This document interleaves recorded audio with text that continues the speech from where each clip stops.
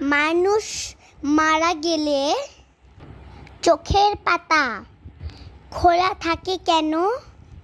মহানবী সাল্লাল্লাহু আলাইহি ওয়াসাল্লাম বলেন, তোমরা কি দেখো না, মানুষ যখন মারা যায় তখন তার দুই চোখ নির্দিষ্ট একদিকে এক দৃষ্টিতে খোলা থাকে।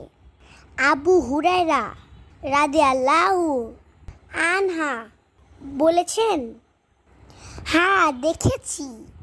মহানবী সাল্লাল্লাহু আলাইহি ওয়াসাল্লাম বললেন, যখন কোনো ব্যক্তি মারা যায় তখন তার আত্মা তার দেহ থেকে বের হয়ে যায়, তখন চক্ষু দেয়, সে সেই রূহের দিকে চেয়ে থাকে।